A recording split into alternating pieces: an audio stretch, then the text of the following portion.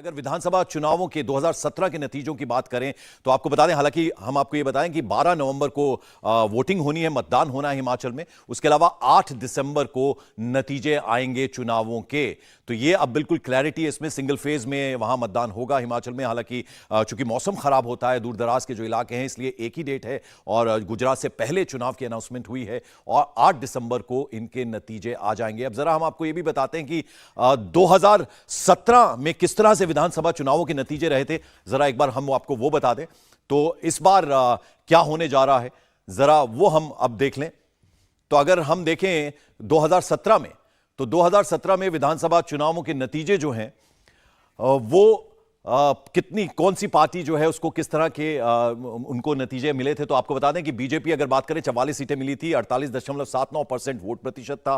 वहीं अगर कांग्रेस की बात करें तो केवल 21 सीटें मिली थी, यानी लगभग आधी, 41.68% था। वहीं सीपीएम की बात करें केवल 1 सीट मिली थी और अन्य के खाते में 2 सीटें आई थी। तो 2017 में बीजेपी ने इस तरह से वहां पर सरकार बनाई थी। और अब अगर कहीं ना कहीं देखें तो वो जो डबल इंजन की थ्योरी बीजेपी की तरफ से दी जाती है, तो पूरी उम्मीद है बीजेपी को, और ताबड़तोड़ रैलियां की हैं। 18 दिन के अंदर अंदर 3 रैलियां प्रधानमंत्री ने की, तो बहुत ज्यादा उम्मीद है। अगर हम जिला वाइज देखें तो चंबा की बात करें, 5 सीटें, बहुत महत्वपूर्ण जिला है और इसमें 4 बीजेपी को सीटें मिली थी और केवल 1 कांग्रेस को मिली थी। कांगड़ा, यह डिसाइडिंग फैक्टर होता है कांगड़ा, यानी कांगड़ा जिसके हाथ में आ गया उसको हिमाचल मिल गया। तो 15 सीटें जो हैं वो कांगड़ा की हैं, 11 उनमें से बीजेपी को मिली थी, तो एक बड़ी उपलब्धि थी और उसमें केवल 3 कांग्रेस को मिली थी। तो कांगड़ा बहुत बड़ा डिसाइडिंग फैक्टर रहता है। ये एक तरह से बड़ा जिला है और यहां पर सबसे ज्यादा सीटें हैं। और वहीं अगर हम कुल्लू की बात करें, केवल 4 वहां पर सीटें, लेकिन कुल्लू भी उस लिहाज से बड़ा इंपॉर्टेंट है। दशहरे के मौके पर प्रधानमंत्री गए थे और वहां उन्होंने भगवान शंकर के दर्शन भी किए, भगवान राम के दर्शन उन्होंने किए।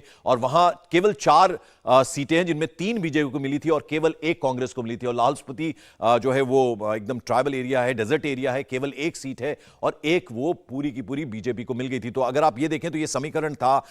डिस्ट्रिक्ट वाइज हमने बात करने की कोशिश की कि क्या 2017 में जो थे वो नतीजे आए थे बीजेपी के फेवर में, और इस बार इसी के बेसिस पे बहुत ज्यादा उम्मीद है। तो आप ये देखिए, हम आपको दिखाने की कोशिश कर रहे हैं। 44 सीटें 2017 के चुनाव में बीजेपी को मिली थी 68 में से, तो एक बड़ा नंबर है।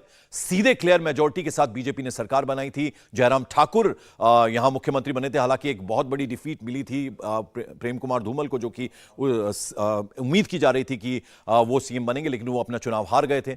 और वोट परसेंटेज अगर देखें तो राजपूत 32%, ब्राह्मण 18%, ओबीसी जो हैं वो 14% और अनुसूचित जाति के 25% हैं।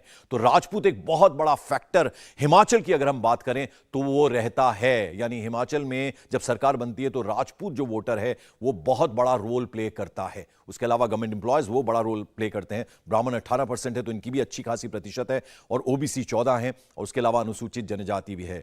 और बीजेपी को 48.79% वोट मिले थे। वोट शेयर की हम बात कर रहे हैं।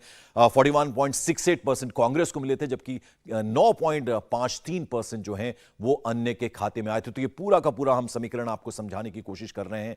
यानी वोट शेयर जो है वो किस तरह का रहा 2017 के चुनावों में। तो एक बार फिर से आपको बता दें, इलेक्शन कमीशन ने हिमाचल प्रदेश विधानसभा चुनावों की डेट अनाउंस कर दी है। 12 नवंबर को वहां मतदान होगा, वोटिंग होगी, जबकि 8 दिसंबर को नतीजे आएंगे हिमाचल प्रदेश के चुनावों के। तो इसकी अब घोषणा हो गई है। अब दोनों ही पार्टियों की तरफ से हालांकि बड़े बड़े क्लेम्स किए जा रहे हैं। आम आदमी पार्टी भी इस बार मैदान में उतरी है। इंडिया टीवी हर वक्त हर जगह डाउनलोड करने के लिए सर्च करें India TV news Google play store या ऐप स्टोर पर।